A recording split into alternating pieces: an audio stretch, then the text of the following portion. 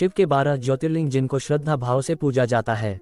इसमें से एक ज्योतिर्लिंग महाकालेश्वर है जो मध्य प्रदेश के उज्जैन में स्थित है।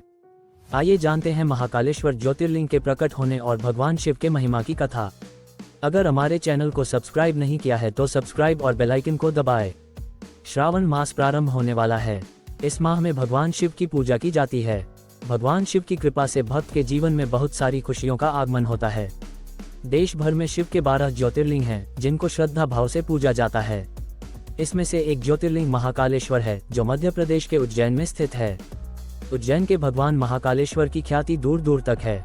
इस भव्य ज्योतिर्लिंग के स्थापना पर एक कथा प्रचलित है। इससे जुड़े कथा का आज हम वर्णन करेंगे। महाकालेश्वर ज्योतिर्लिंग अवंती नाम से एक रमणीय नगरी था जो भगवान शिव को बहुत प्रिय था। इसी नगर में एक ज्ञानी ब्राह्मण रहते थे जो बहुत ही बुद्धिमान और कर्मकांडी ब्राह्मण थे। साथ ही ब्राह्मण शिव के बड़े भक्त थे। वह हर रोज पार्थिव शिवलिंग बनाकर उसकी आराधना किया करते थे। ब्राह्मण का नाम वेद प्रिय था जो हमेशा वेद के ज्ञान अर्जित करने में लगे रहते थे। ब्राह्मण को उसके कर्मों का पूरा फल प्राप्त हुआ था। रत्नमाल पर्वत पर दूषण नामक का राक्षस रहता था। इस राक्षस को ब्रह्मा जी से एक वरदान मिला था। इसी वरदान के मद में वह धार्मिक व्यक्तियों पर आक्रमण करने लगा था। उसने उज्जैन के ब्राह्मणों पर आक्रमण करने का विचार बना लिया। इसी वजह से उसने अवंती नगर के ब्राह्मणों को अपनी हरकतों से परेशान करना शुरू कर दिया। उसने ब्राह्मणों को कर्मकांड करने से मना करने लगा।